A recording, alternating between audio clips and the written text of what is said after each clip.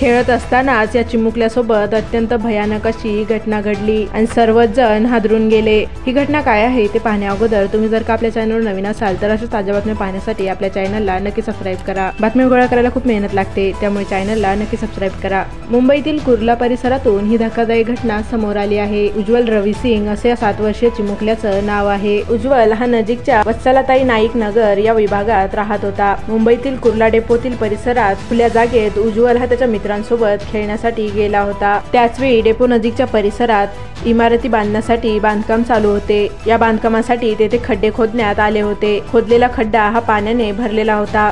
त्यातले हे खड्डे पाण्याने भरलेले होते आणि याच खड्ड्यात उज्ज्वल खेळत असताना पडला। त्यावेळी उज्ज्वल खड्ड्यात पडल्याचे समजताच त्याच्या मित्रांनी आरडाओरडा केला। त्यानंतर तेथे असलेल्या काही वाहन चालकांनी उज्ज्वलला खड्ड्यातून बाहेर काढले आणि उपचारासाठी रुग्णालयात दाखल केले। मात्र डॉक्टरांनी त्याला उपचारादरम्यान मृत घोषित केले। दरम्यान आपला मुलगा पाण्यात पडून मृत्यू झाल्याचे समजताच त्याच्या आईने एकच टाहो फोडला, माझा मुलगा खेळायला गेला होता, तेथून तो परत आलाच नाही। तो मला म्हटला की तुझा मी खेळून लगेच येतो।